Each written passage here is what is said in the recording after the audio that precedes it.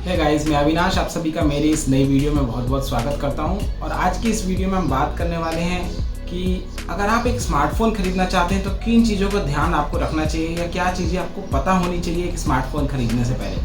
अगर आप एक स्टूडेंट है, एक वर्किंग प्रोफेशनल है या फिर आपका बजट अगर एक फ्लैगशिप स्मार्टफोन खरीदने का भी है तो आपको किन चीज़ों का ध्यान रखना चाहिए या क्या चीज़ें आपको पता होनी चाहिए, उसके बारे में आज हम इस वीडियो में बात करने वाले हैं। तो वीडियो थोड़ा लेंथी हो सकता है बट आपको इसमें काफ़ी कुछ चीज़ें जानने को मिलेगी। तो कोशिश कीजिएगा कि आप ये वीडियो पूरी एंड तक ज़रूर देखिए ताकि आपको वो पूरी इन्फॉर्मेशन मिल जाए। मैंने कुछ 7 स्टेप्स में ये इन्फॉर्मेशन कलेक्ट की है, तो मैं आपको वो 7 चीज़ें बताने वाला हूँ जो आपको जानना बहुत ज़रूरी है अगर आप एक स्मार्टफोन खरीदना चाहते हैं। तो आमतौर पर हम लोग कभी भी जब स्मार्टफोन खरीदने जाते हैं या खरीदने का सोचते हैं तब हम हमारी रिक्वायरमेंट एनालाइज नहीं करते कि हमें एक्चुअली स्मार्टफोन किस लिए चाहिए। हम स्मार्टफोन को एक ऐसा टूल समझते हैं जिससे हम सारे काम कर सकते हैं, बट एक्चुअली ऐसा नहीं है। स्मार्टफोन आपको हेल्प करता है कि आप अपने ज़्यादातर काम अपने स्मार्टफोन पे ही कर सकते हैं, लेकिन आपको स्मार्टफोन की रिक्वायरमेंट समझना सबसे ज़रूरी है।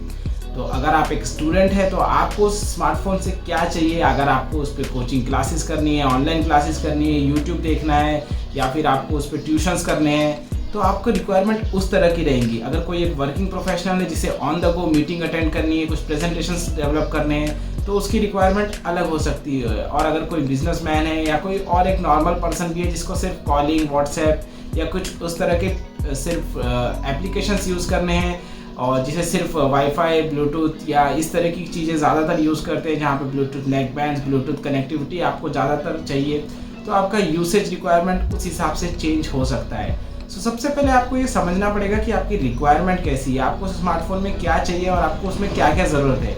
अभी किसी को फॉर एग्जांपल जैसे मैं एक फ़ोटोग्राफ़र हूँ, कंटेंट क्रिएटर हूँ, मेरे लिए स्मार्टफोन एक ऐसा होना चाहिए जिसका कैमरा बहुत अच्छा हो, फर्स्ट रिक्वायरमेंट। उसके बाद में क्योंकि कैमरा अच्छा है तो मुझे फ़ोटोज़ को एडिट करना है, प्रोसेस करना है, तो उसके लिए मुझे प्रोसेसर अच्छा चाहिए। अब अगर मुझे प्रोसेसर भी अच्छा मिल गया है तो मुझे एक बैटरी भी अच्छी चाहिए जिसके साथ मैं एटलीस्ट एक दिन पूरा निकाल सकूँ। और अगर आपके पास ये सारी चीज़ें अच्छी है तो फिर मुझे एक रिक्वायरमेंट ये रहेगी कि मेरे लिए डिस्प्ले भी बहुत अच्छा हो, जहाँ पे मुझे एक्यूरेट कलर्स मिले, सो दैट मैं जब इमेज एडिट करूँ तो मुझे वहाँ पर किसी भी तरह का कलर लॉस या बाकी कुछ कॉम्प्रोमाइज़ ना करना पड़े। तो इस तरह की आपकी रिक्वायरमेंट हो सकती है। तो सबसे पहले आप किसी भी स्मार्टफोन को फाइनलाइज करने के पहले आप अपनी रिक्वायरमेंट देखिए कि आपको उस स्मार्टफोन से क्या चाहिए, और उसके बाद आपका पॉकेट आपको कितना अलाउ करता है, आप किस बजट तक जा सकते हैं, ये देखना बहुत ज़रूरी है। हम क्या करते हैं, पहले एक जो भी ट्रेंडिंग आता है कहीं से भी हम न्यूज़ में देख लेते हैं, कई वेबसाइट्स पे देख लेते हैं, तो हम उस फ़ोन के पीछे पागल हो जाते हैं कि ये नया फ़ोन आया है, अब तो यही चाहिए। बट क्या वो ब्रांड मार्केटिंग उसी तरह से करते हैं कि उन्हें कस्टमर ज़्यादा से ज़्यादा चाहिए, तो वो आपको सिर्फ अपनी पॉजिटिव चीज़ें दिखाएंगे कि हमारे स्मार्टफोन में ये है, 108 मेगापिक्सल का कैमरा है, 6000 mAh की बैटरी है, 12 GB RAM they the. But आपको अपने हिसाब से, अपने बजट के हिसाब से और अपनी रिक्वायरमेंट्स के हिसाब से आपको अपना फ़ोन फाइनलाइज करना चाहिए। तो ये 2 चीज़ें बहुत ज़रूरी है।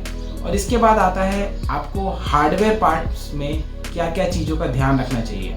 अगर हम प्रोसेसर की बात करें तो प्रोसेसर क्या होता है, प्रोसेसर में 2 चीज़ें होती है जिनको आपको बहुत अच्छे से समझना चाहिए। एक है नंबर ऑफ कोर्स, आपने सुना होगा क्वाड कोर प्रोसेसर है, ऑक्टा कोर प्रोसेसर है, बट ये कोर्स होती क्या है। और प्रोसेसर की एक स्पीड होती है, क्लॉक स्पीड, जो कि गीगाहर्ट्ज़ में होती है। तो ये गीगाहर्ट्ज़, ये जो वैल्यू होती है 2.8 गीगाहर्ट्ज़, 1.7 गीगाहर्ट्ज़, इसका मतलब क्या होता है। तो मैं आपको बताता हूँ। कोर मतलब क्या होता है, कोर एक प्रोसेसर का एक एलिमेंट है जिसका काम होता है किसी भी टास्क को इम्प्लीमेंट करना, उसको एग्जीक्यूट करना। सपोज आप जैसे व्हाट्सएप ओपन कर रहे हैं तो उस प्रोसेसर का एक काम है कि आप जैसे ही व्हाट्सएप के ऐप आइकन पे क्लिक करें तो व्हाट्सएप को एग्जीक्यूट करना है बैकग्राउंड में और आपके सामने स्क्रीन पे लाना है व्हाट्सएप ओपन करके। सो ये काम और इसी तरह के बाकी काम प्रोसेसर की जो कोर्स होती है वो करती है। अभी अगर एक ऑक्टा कोर प्रोसेसर है तो उसमें 8 कोर होंगी, क्वाड कोर प्रोसेसर है तो उसमें 4 कोर होंगी, डुअल कोर है तो 2 कोर्स होंगी। तो हर एक कोर इंडिपेंडेंटली अपने टास्क एग्जीक्यूट करती है। तो कोर का काम सिर्फ इतना होता है। क्लॉक स्पीड क्या होती है, वो स्पीड जिस स्पीड पे कोई कोर काम करती है। सपोज अगर 2.4 गीगाहर्ट्ज़ है तो 2.4 गीगाहर्ट्ज़ की स्पीड पे अगर वो कोर्स काम करती है तो आपको वो क्लॉक स्पीड मिलती है। ये स्पीड जितनी ज़्यादा होगी आपका प्रोसेसर उतना अच्छा होगा। अब इसमें भी आप लोगों ने देखा होगा कि कुछ प्रोसेसर्स में क्लॉक स्पीड आपको अलग अलग देखने को मिल जाती है। ऐसा लिखा रहता है कि 4 course of 1.7 gigahertz speed and 4 course of 2.3 gigahertz speed. ऐसा क्यों होता है? अगर प्रोसेसर सेम है तो क्लॉक स्पीड कैसे चेंज हो सकती है? क्योंकि कंपनीज क्या करती है, प्रोसेसर में कोर्स को डिफरेंशिएट कर देती है क्लॉक स्पीड के हिसाब से, ताकि आप एक इफेक्टिव यूटिलाइजेशन भी कर सके अपने फ़ोन का। जहाँ पर आपको बैटरी सेव करनी है वहाँ पे वो लेस स्पीड पे कोर्स जो परफॉर्म करती है वो आपकी प्रोसेस रन कर सकती है, सो डैट आपका बैटरी कंजप्शन कम हो। और जब आपको हाई एंड परफॉर्मेंस चाहिए तब जब जो बाकी कोर्स है जो हाई स्पीड पे रन करती है वो कोर्स आपकी वो प्रोसेसेस को एग्जीक्यूट कर सके। सो ये प्रोसेसर का पूरा फंडा है कि प्रोसेसर किस तरह से काम करता है। सो आपको ये दोनों चीज़ें देखना बहुत ज़रूरी है कि आपके प्रोसेसर के कोर्स कितनी है और उसमें क्लॉक स्पीड कितनी है। नेक्स्ट जो हार्डवेयर पार्ट है जिसका आपको ध्यान रखना चाहिए वो है बैटरी। अगर आपके पास प्रोसेसर अच्छा है तो आपको एक बैटरी भी चाहिए आप उस स्मार्टफोन को दिन भर लास्ट करने के लिए। तो बैटरी का सीधा फंडा है, मिली एम्पेयर में आप इसकी वॉट कैपेसिटी को मेज़र करते हैं और ये नंबर जितना ज़्यादा होगा बैटरी उतनी अच्छी होगी। 5000 mAh की बैटरी, 6000 mAh की बैटरी, जितना ज़्यादा ये कैपेसिटी होगी उतने ज़्यादा टाइम तक आपको वो बैटरी कैपेसिटी मिलेगी, डिपेंडिंग अपॉन कि उसकी वॉटेज और चार्जिंग कैपेसिटी भी कितनी है। नेक्स्ट चीज़ जो है वो है स्टोरेज और रैम एंड रोम। आपने बहुत सुना होगा, आप लोगों ने ये भी देखा होगा कि लोग बोलते हैं, बहुत सारे यूट्यूबर्स बोलते हैं 6 GB रैम, 8 GB रैम या 12 GB रैम का फ़ोन ले लो तो आपका फ़ोन बहुत अच्छा या फास्ट चलेगा। क्या ऐसा सच में होता है? और इस स्टोरेज का मतलब क्या होता है? और जो आपकी इंटरनल स्टोरेज होती है जिसको रोम बोलते हैं, 128 GB ले लो, 64 में तो आजकल कुछ नहीं होता है, 256 तो बेयर मिनिमम है, उतनी तो चाहिए ही चाहिए अगर आपको एंड्रॉयड 12 और 13 या 11 भी रन करना है। तो आगे जैसे जैसे एंड्रॉयड वर्जन आएंगे आपको स्टोरेज ज़्यादा चाहिए। क्या ऐसा होता है? तो स्टोरेज और रैम का मैं आपको फंडा बता दूं। बेसिकली स्टोरेज टाइप जो होता है किसी भी स्मार्टफोन में वो 2 टाइप के होते हैं। आप एक eMMC कह सकते हैं और एक UFS। आपने ये वर्ड सुने होंगे। eMMC का मतलब होता है एम्बेडेड मल्टीमीडिया कार्ड। ये एक ऐसा स्मॉल स्टोरेज डिवाइस होता है जो कि नैंड फ्लैश मेमोरी पे बना है। अगर आपने इलेक्ट्रॉनिक्स कभी पढ़ा है तो आपने नैंड गेट सुना होगा। तो ये नैंड फ्लैश मेमोरी पे बना है और इसमें एक सिंगल स्टोरेज कंट्रोलर होता है जिससे कि ये स्टोरेज को कंट्रोल करता है। और UFS क्या होता है? UFS आपने सुना होगा, OnePlus के फ़ोन में UFS 2.1 बेस स्टोरेज है, 3.1 बेस स्टोरेज है। बट इसका मतलब क्या होता है? UFS भी एक नैंड फ्लैश मेमोरी टाइप ही है और इसका फुल फॉर्म होता है यूनिवर्सल फ्लैश स्टोरेज। ये भी एक नैंड फ्लैश मेमोरी के साथ में आता है और इसमें भी एक कंट्रोलर होता है, बट इसका आर्किटेक्चर eMMC स्टोरेज से काफ़ी अलग होता है। और दोनों में डिफरेंस क्या है? eMMC में आपको सिंप्लेक्स ट्रांसफ़र होता है, या फिर मैं यूँ कहूँ तो यूनिडायरेक्शनल होता है, जिसमें कि आप रीड या राइट एक बारी में कोई एक ही प्रोसेस एग्जीक्यूट हो सकती है। अगर आप रीड कर रहे हैं मेमोरी से तो आप राइट नहीं कर सकते, जबकि UFS स्टोरेज जो है इसमें आप साइमल्टेनियसली रीड राइट प्रोसेसेस कर सकते हैं, मतलब आप 2 वे डेटा ट्रांसफ़र कर सकते हैं। आपको स्क्रीन पर स्टोरेज के रिगार्डिंग जो स्टोरेज टाइप्स है और उसकी कितनी स्पीड्स रहती है, रीड राइट स्पीड्स, वो आप देख सकते हैं। नेक्स्ट थिंग जो उसका आपको ध्यान रखना चाहिए, थर्ड थिंग जब आप स्मार्टफोन खरीदते हैं वो है डिस्प्ले में आप ये सोचते होंगे कि जितना बड़ा डिस्प्ले साइज़ है उतना फ़ोन अच्छा है, बट ऐसा नहीं है। डिस्प्ले में भी कुछ पैरामीटर्स हैं जिनको आपको बहुत अच्छे से देखना चाहिए, या आप जब किसी भी स्मार्टफोन को फाइनलाइज कर रहे हैं खरीदने के लिए तो आपको उसकी वेबसाइट पर जाके स्पेसिफिकेशंस में जाके ये सारी चीज़ें चेक करनी चाहिए। डिस्प्ले में सबसे पहले डिस्प्ले टाइप, आपके जो स्मार्टफोन आप खरीदना चाहते हैं उसका डिस्प्ले टाइप क्या है। अलग अलग डिस्प्ले टाइप मार्केट्स में आते हैं, OLED है, LCD है, TFT है, बट ये डिफरेंस क्या होता है? तो OLED, AMOLED, आपने सैमसंग की सुपर AMOLED डिस्प्ले सुना होगा, तो इसमें डिफरेंस क्या होता है और IPS डिस्प्ले क्या होता है? सो प्राइमरी डिफरेंस ये है कि OLED, AMOLED और जो सुपर AMOLEड डिस्प्ले होते हैं इसमें जो पिक्सल्स होते हैं वो इंडिविजुअली लाइट अप होते हैं। सपोज जैसे आपके फ़ोन में सुना होगा कि आपका रेजोल्यूशन इतने बाय इतने का है, 3000 बाय 4000 पिक्सल्स है। सो वो जो पिक्सल्स है वो इंडिविजुअली लाइट अप होते हैं, उसमें कहीं से कोई पावर नीचे से बैकलाइट नहीं देनी पड़ती, वो पिक्सल्स ऑटोमेटिकली लाइट अप होते हैं और जो स्क्रीन पर डिस्प्ले होना होता है वो डिस्प्ले होता है। लेकिन LCD पैनल में क्या होता है कि जिसमें एक बैकलाइट रहती है जो कि डिस्प्ले के नीचे से उसको लाइट करती है और फिर डिस्प्ले पे कुछ चीज़ उभर के आती है, जो चीज़ आपको डिस्प्ले पे दिखती है। तो सपोज़ अगर आप LCD डिस्प्ले पे कुछ ऐसा चीज़ देख रहे हैं जिसमें मोस्ट ऑफ द स्क्रीन पे आपका ब्लैक ही पोर्शन है, आपको ज़्यादा नहीं देखना है, या सिर्फ आप एक फ़ोटो देख रहे हैं जो बीच स्क्रीन के सिर्फ सेंटर पार्ट में है, तो आपका बाकी जो पिक्सल्स है, जो ऊपर का और नीचे का हिस्सा है जो ब्लैक है, वो भी लाइट अप होता है एलसीडी पैनल्स में। तो उस वजह से आपको जो कॉन्ट्रास्ट देखने को मिलता है वो एक्यूरेट नहीं मिलता है, कलर्स आपको एक्यूरेट देखने को भी नहीं मिलते, ट्रू ब्लैक भी नहीं मिलता है और ट्रू कलर्स भी नहीं मिलते हैं। ओलेड पैनल जो होते हैं वो बैटरी एफिशिएंट भी होते हैं, जिसमें कि आपको ट्रू कलर्स देखने को मिल जाते हैं और आपको कॉन्ट्रास्ट रेशो भी अच्छा देखने को मिलता है, एक्यूरेट कलर्स देखने को मिलते हैं। एलसीडी डिस्प्ले में क्या होता है कि जिसमें कि आपको क्योंकि नीचे से बैकलाइट रहती है जो कि वो पिक्सल्स को लाइट करती है, तो अगर वहाँ पे ब्लैक है या वाइट है या पोर्शन पे कुछ चीज़ या स्क्रीन पे आप कुछ चीज़ नहीं भी देख रहे हैं तो भी पूरी की पूरी स्क्रीन हर एक कॉर्नर से लेके कॉर्नर तक वो लाइट अप होती है। और इसी वजह से ब्राइटनेस आपको एलसीडी डिस्प्ले में ज़्यादा देखने को मिलती है। ब्राइटनेस मतलब नीचे से जो लाइट पंप अप होती है पिक्सल्स को शो करने के लिए, वो ब्राइटनेस, ना कि स्क्रीन ब्राइटनेस। सो डिस्प्ले में एक और फैक्टर है जिसका आपको ध्यान रखना चाहिए कि आपके स्मार्टफोन में ब्राइटनेस कितनी है। आपने ये वर्ड भी बहुत सुना होगा कि इसमें 300 नीट्स की ब्राइटनेस है, 600 nits, 1200 nits. Samsung Galaxy S22 plus जो स्मार्टफोन लॉन्च हुआ था उसमें 1700 नीट्स की ब्राइटनेस थी। इससे फ़र्क क्या पड़ता है? अगर हमें कम नीट्स वाला ब्राइटनेस भी लें, इससे फ़र्क पड़ता है। नीट्स एक ऐसा यूनिट है ल्यूमिनेंस की, और इसकी वैल्यू 1 नीट को आप कह सकते हैं 1 कैंडेला पर स्क्वायर मीटर। कैंडेला क्या होता है? कैंडेला एक यूनिट है जिससे कि आप लाइट की इंटेंसिटी को मेज़र करते हैं और कितना बेयर मिनिमम आपकी ब्राइटनेस होनी चाहिए। अगर आपके फ़ोन में 600 नीट्स ब्राइटनेस है तो वो एक बेयर मिनिमम है जिससे आपको एक अच्छा एक्सपीरियंस मिल सकता है। अगर 1000 नीट्स तक है तो आपको एक बहुत अच्छा एक्सपीरियंस मिलेगा, और अगर 1000 नीट्स के भी ऊपर ब्राइटनेस है, सपोज 1300 या 1400 या 1500 नीट्स की ब्राइटनेस है, तो आपको एकदम हार्श सनलाइट में भी कोई स्क्रीन पे ब्राइटनेस इश्यूज़ नहीं होंगे। आप स्क्रीन को प्रॉपरली वेल लिट देख पाएंगे और आपको स्क्रीन पे हर एक चीज़ें दिख पाएगी। नेक्स्ट कंपोनेंट जो डिस्प्ले पार्ट में रहता है वो है रेजोल्यूशन और एस्पेक्ट रेशो। रेजोल्यूशन आखिर होता क्या है और एस्पेक्ट रेशो रेजोल्यूशन से अलग है क्या? दोनों में क्या डिफरेंस है? तो रेजोल्यूशन होता है कि किसी भी स्क्रीन के ऊपर में जो आपकी स्क्रीन रहती है स्मार्टफोन की, उस पर कितने पिक्सल्स है।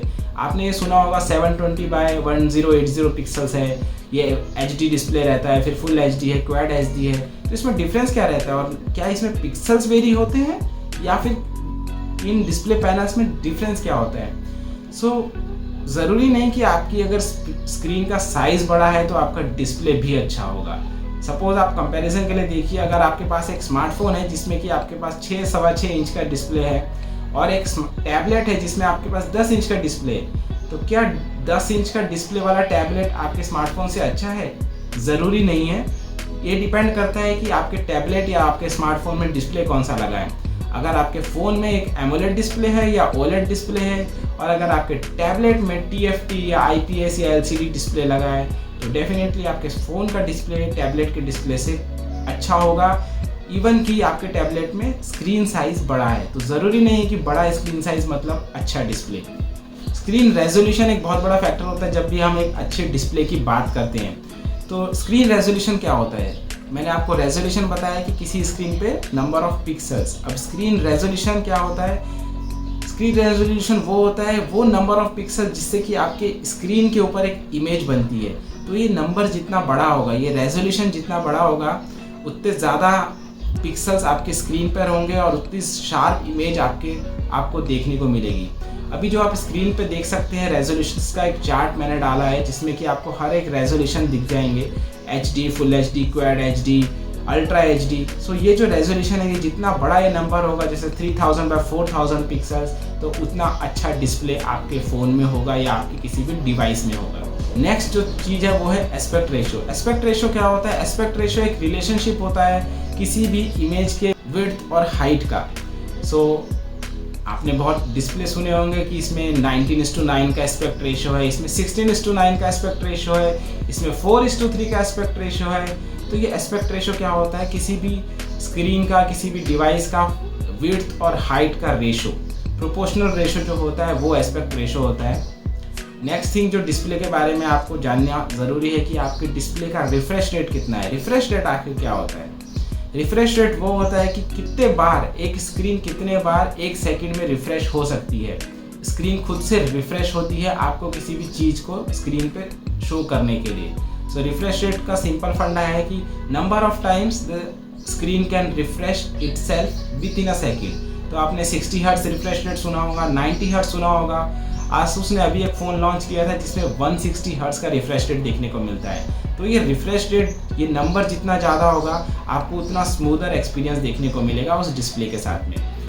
लास्ट थिंग जो आपको डिस्प्ले के रिगार्डिंग पता होनी चाहिए वो है ग्लास प्रोटेक्शन। आपके डिस्प्ले पे क्या ग्लास प्रोटेक्शन है, और अगर नहीं है तो क्या इससे फ़र्क पड़ता है? क्या हमें प्रोटेक्शन के साथ जो आता है फ़ोन या डिवाइस हमें वही लेना चाहिए? हाँ, फ़र्क पड़ता है। अगर आप अच्छे तरीके से यूज़ नहीं करते या आपका फ़ोन जनरली गिरता रहता है तब आपको डेफिनेटली ये चीज़ों का ध्यान रखना चाहिए। और ये चीज़ का आपको सबसे ज़्यादा ध्यान रखना चाहिए कि कोई भी चीज़ अगर ग्लास से बनी है तो वो ऐसी नहीं है कि वो इंडिस्ट्रक्टिबल है, वो टूटेगी नहीं। हालांकि किसी एक स्पेसिफिक डिग्री तक वो एक डैमेज सहन कर सकती है। सो गोरिल्ला ग्लास प्रोटेक्शन वही चीज़ प्रोवाइड करता है। गोरिल्ला ग्लास 3, 4, 5 आपने सुना होगा। तो गोरिल्ला ग्लास में भी ग्लास ही रहता है, बट वो क्यों नहीं टूटता है? वो किसी एक स्पेसिफिक डिग्री तक का डैमेज झेल सकता है। सो ऐसा नहीं है कि अगर आपके फ़ोन पे गोरिल्ला ग्लास लगा होगा तो वो नहीं टूटेगा। आपको ऐसी बहुत सारी वीडियोस देखने को मिल जाएगी यूट्यूब पे जिसमें कि यूट्यूबर्स गोरिल्ला ग्लास वाले फ़ोन्स को रगड़ तरीके से टेस्ट करते हैं, उन्हें गाड़ियों के नीचे या हाइट से फेंकते हैं, ये टेस्ट करने के लिए कि डिस्प्ले कहाँ तक वो स्ट्रेंथ बियर कर सकता है, कहाँ पर वो डिस्प्ले टूटता है या नहीं टूटता है। सो आपको ये चीज़ का भी ध्यान रखना चाहिए जब आप एक स्मार्टफोन फाइनलाइज करते हैं। नेक्स्ट थिंग जो आपको सोचनी चाहिए किसी भी स्मार्टफोन को खरीदते वक्त कि उसका कैमरा कैसा है। कैमरा में भी कुछ पैरामीटर्स हैं जिनको आपको ध्यान रखना बहुत ज़रूरी है। सबसे पहला चीज़ जो है वो है सेंसर साइज। आप बोलेंगे ये क्या फालतू की बातें कर रहा है, सेंसर साइज मेगापिक्सल मैटर करता है? जी नहीं, सेंसर साइज मेगापिक्सल से ज़्यादा मैटर करता है। सेंसर साइज क्या होता है? अभी जैसे बहुत जगह 3 कैमराज रहते हैं, आपको एक मेन कैमरा मिल जाता है, एक अल्ट्रा वाइड एंगल कैमरा मिलता है, एक मैक्रो कैमरा और डेप्थ कैमरा के नाम से कंपनीज फ़ोन्स लॉन्च करती है।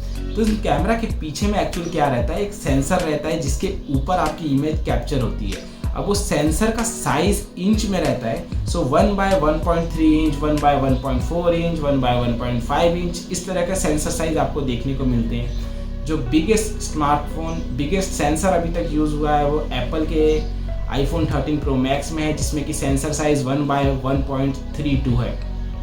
सो ये नंबर जितना छोटा होगा ये सेंसर उतना बड़ा होगा, क्योंकि ये डिवाइड होता है 1 इंच से। सो ये नंबर जितना छोटा होगा आपका सेंसर उतना बड़ा होगा, और जितना बड़ा आपका सेंसर है उतनी अच्छी इमेज क्वालिटी आपको देखने को मिलेगी। सिर्फ इमेज भी नहीं, आपको पूरी कैमरा क्वालिटी आपको उतनी अच्छी देखने को मिलेगी, चाहे फिर आप फोटोज क्लिक करें या फिर आप वीडियोस उस फ़ोन से कैप्चर करें। नेक्स्ट जो थिंग है वो है अपर्चर। आपके प्राइमरी कैमरा का अपर्चर कितना है? आपने सुना होगा f1.9 aperture, f2.4 aperture, f1.5 aperture से।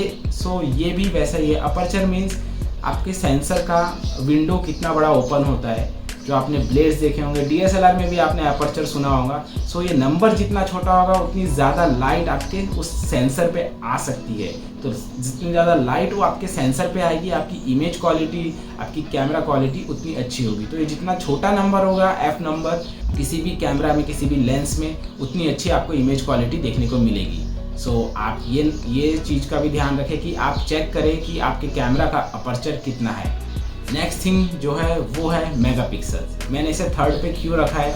क्योंकि सेंसर साइज़ और अपर्चर मेरे लिए, क्योंकि मैं एक फोटोग्राफर हूँ, मुझे ये चीज़ें पता है। सो ये दोनों चीज़ बहुत इंपॉर्टेंट फैक्टर्स है। उसके बाद नंबर ऑफ़ मेगापिक्सल्स भी मैटर करते हैं। कंपनीज फ़ोन लॉन्च करती है ये बोल के कि इसमें एक 48 मेगापिक्सल का कैमरा है, इसमें 50 मेगापिक्सल का कैमरा है। Xiaomi के कुछ फ़ोन्स है जिसमें 108 मेगापिक्सल का कैमरा आता है। तो मैं जैसे कि आपको बता चुका हूँ, सेंसर साइज़ जितना बड़ा होगा उतनी अच्छी आपकी इमेज क्वालिटी होगी, ना कि आपके सिर्फ मेगापिक्सल के काउंट से। मेगापिक्सल क्या रहते हैं कि आपके जो इमेज आप कैप्चर कर रहे हैं वो कितने पिक्सल से बनी हुई है। सो मेगापिक्सल सिर्फ आपको इस वक्त हेल्प करता है जब आपने एक इमेज कैप्चर की। सपोज़ आपको एक 108 मेगापिक्सल की इमेज मिली, तो आपको उसमें उतने ज़्यादा पिक्सल्स है। सो जब आप उस इमेज को क्रॉप करेंगे तो भी आपकी क्वालिटी फटेगी इन द सेंस आपकी पिक्चर क्वालिटी ब्लर नहीं होगी। सो जितना ज़्यादा पिक्सल्स होगा सिर्फ आपको ये उसी एस्पेक्ट में हेल्प करता है। सो आपने ये देखा होगा कि आईफोन में सिर्फ आपको 12 मेगापिक्सल का ही कैमरा मिलता है, लेकिन उसकी क्वालिटी काफ़ी एंड्रॉयड फ़ोन से बहुत अच्छी है, या फिर यूँ कह सकते हैं कि सबसे अच्छी है।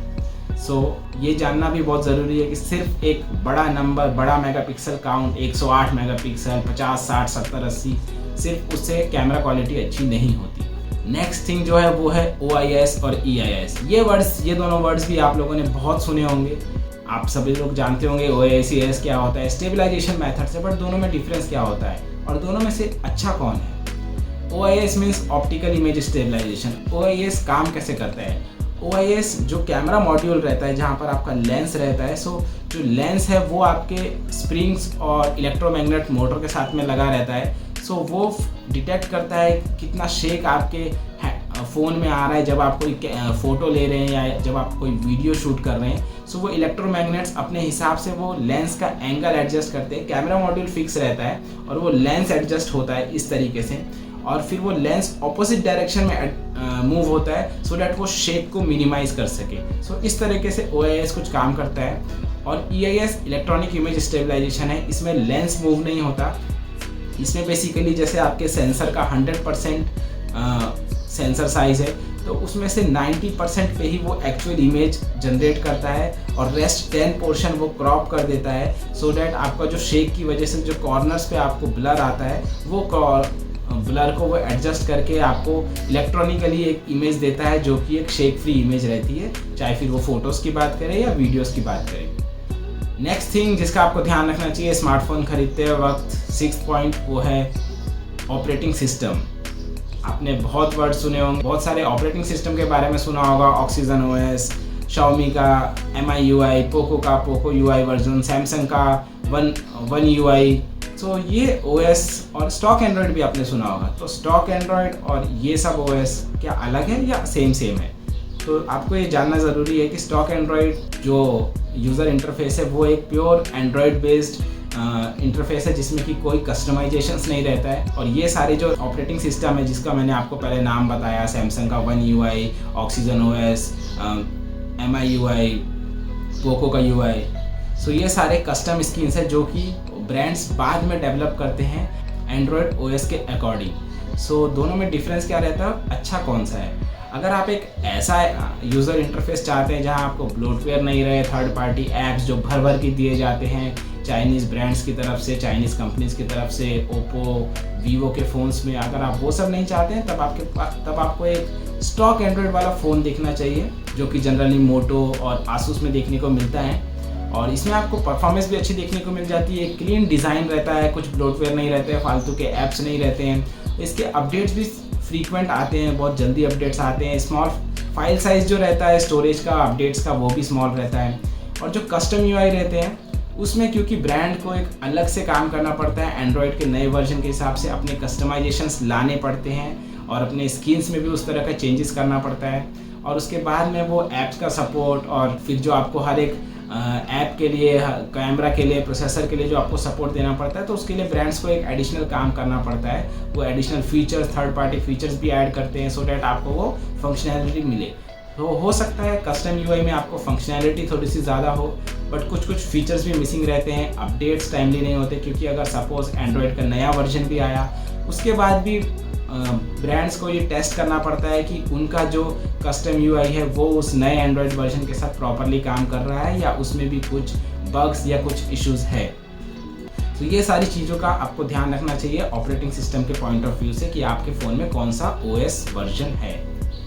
लास्ट थिंग जिसका आपको सबसे ज़्यादा ध्यान रखना चाहिए, जो शायद हम सभी लोग ज़्यादातर नहीं देखते हैं फ़ोन्स खरीदते वक्त, वो है SAR वैल्यू। SAR वैल्यू क्या होता है? SAR का फुल फॉर्म है स्पेसिफिक एब्जॉर्प्शन रेट।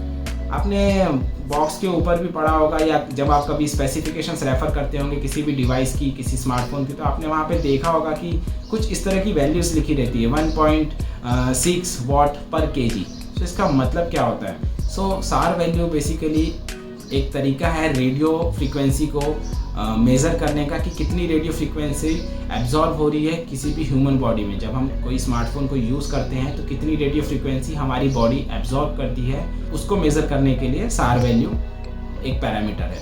2012 में इंडियन गवर्नमेंट ने काफ़ी स्ट्रिक्ट पॉलिसीज़ लाई थी सार वैल्यू के रिगार्डिंग कि आपके फ़ोन की एक सार वैल्यू 1.6 वॉट पर केजी के ऊपर नहीं जानी चाहिए। 1.6 वॉट पर केजी का मतलब क्या होता है? अगर मैं ह्यूमन टिश्यूज़ की बात करूं तो अगर आप 1 किलोग्राम ऑफ टिश्यूज़ लेते हैं तो वो सिर्फ 1.6 वॉट तक की ही रेडियो फ्रीक्वेंसी को एब्जॉर्ब कर सकते हैं। उसके बाद में वो हमारी बॉडी को इम्पैक्ट करते हैं।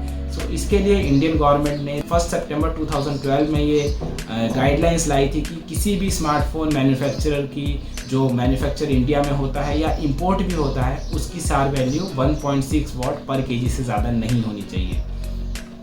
सो यही कुछ ये 7 चीज़ें थी जिनको आपको ध्यान रखना चाहिए जब आप एक स्मार्टफोन खरीदने का सोच रहे हैं। सो अगर आपको ये वीडियो इन्फॉर्मेटिव लगी है तो आप इसे लाइक कर सकते हैं और आप अपने से फ्रेंड्स के साथ ज़्यादा से ज़्यादा शेयर भी कर सकते हैं जिन्हें इन्फॉर्मेशन आप देना चाहते हैं। सो ऐसी वीडियोस एवरी वीक मेरे यूट्यूब चैनल पे आती है जिसमें कि मैं टेक से रिलेटेड बात करता हूँ, आप लोगों को कुछ चीज़ें इन्फॉर्मेशन बताता हूँ टेक के रिगार्डिंग। तो अगर आपको ये चीज़ें पसंद आ रही है, आपको ये वीडियोस पसंद आ रही है और अगर आप मेरे चैनल पे नए हैं तो आप मेरे चैनल को सब्सक्राइब कर लीजिए, इस वीडियो को लाइक कर लीजिए और मैं मिलता हूँ आपसे फिर किसी अगली वीडियो में।